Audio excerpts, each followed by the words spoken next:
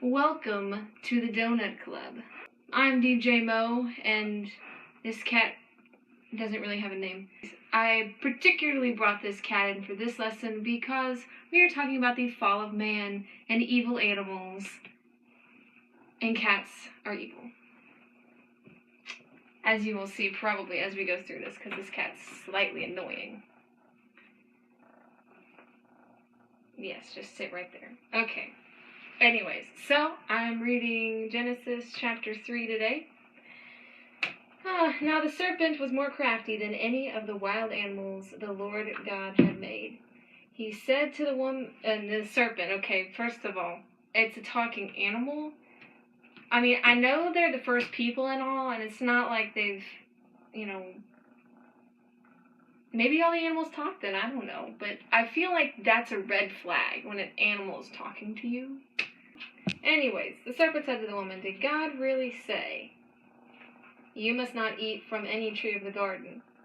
We may eat the fruit from the trees in the garden, but God did say, 'You must not eat fruit from the tree that's in the middle of the garden, and you must not touch it, or you will die.'"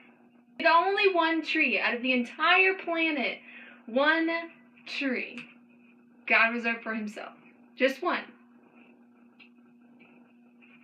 I feel like that wouldn't be too hard. Granted, I mean, I would be really curious too.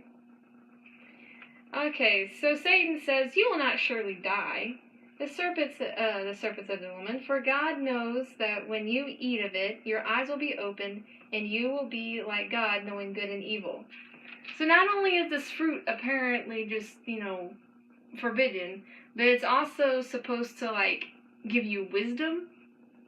I mean, if I could just eat food and be able to pass tests, that would be great. When the woman saw the fruit of the tree was good for food and pleasing to the eye, and also desirable for gaining wisdom, she took it and ate it. She also gave some to her husband, who was with her, and he ate it. Then the eyes of both of them were opened. They realized that they were naked, so they sewed fig leaves together and made coverings for themselves. Now, I'm not exactly sure why they use fig leaves, because they're not super big. I would maybe the leaves from an elephant ear plant or something that are bigger. It would be less work to sew them together. Then the man and the wife heard the sound of the Lord God as he's walking in the garden in the cool of the day, and they hid from the Lord among the trees of the garden. Now, there are two thoughts out of this one. What does God sound like when he's walking through a garden? Is it like a giant, just boom, boom, boom? Or is it kind of quiet and smooth? Or is it like a storm and quiet? Or what? What? Is there trumpets, going off? I don't know. Whatever it was probably pretty awesome. But also, they hid from God. He created the entire universe. He runs the whole thing, and then you think you're going to be able to hide in one little piece of a speck in this entire universe, you're going to hide? But God called to the man, "Where are you?" He answered, "I heard you in the garden, and I was afraid because I was naked, so I hid." And, the Lord said, "Who told you you were naked? Have you eaten from the tree I commanded you not to eat from?" See. The man said, "The woman you put here with me, she gave me some of the fruit of the tree, and I ate." And then God said to the woman, "What is this that you have done?" And the woman said, "The serpent deceived me, and I ate it." So the Lord said to the serpent, "Because you have done this, cursed are you above all livestock and all the wild animals. You will crawl on your belly, and you will eat dust all the days of your life, and I will put enmity between you and the woman, and between your offspring and hers. He will crush your head, and you will strike his heel."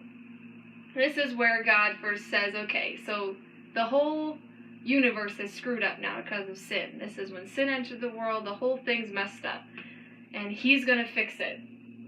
And he talks, he's foreshadowing, about he will crush your head and he will strike his heel, about Jesus dying on the cross. That's how he's going to fix everything and put it back the way it was before sin.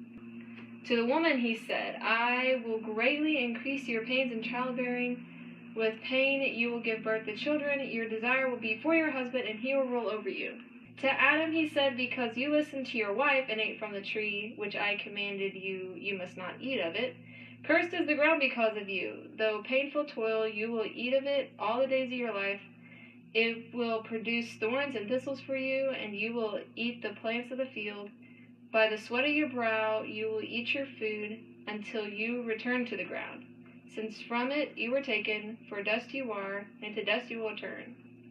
Then the Lord God made garments of skin for Adam and his wife and clothed them. And the Lord God said to the man, the man has now become like one of us, knowing good and evil. He must not be allowed to reach out his hand and take from the tree of life and eat and live forever. So the Lord God banished him from the Garden of Eden to work the ground from which he had been taken. After he drove the man out, he placed at the east side of the Garden of Eden cherubim and a flaming sword flashing back and forth to guard the way to the tree of life. That probably was scary. Does it say flaming sword? I mean, well, that's gotta be kind of cool, having a flaming sword. So the donut hole for today. This is where sin entered the world, and all of humanity and all the world was screwed up, and our relationship with God died. On that day, our relationship with God died.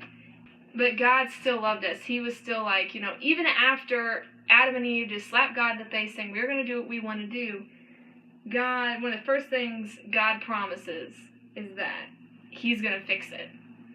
I mean, even though we showed God that we didn't love him enough to obey him and listen to him, God loved us enough to say he was going to die for us to fix the whole thing. So if you have any donut holes that you would like to tell me about, or you have any questions or comments or whatever, you know how to contact me. My contact information will be in the description. And me and the nameless cat will see you, well, you might never see this cat again, but I will see you next time, Lord willing, on the Donut Club.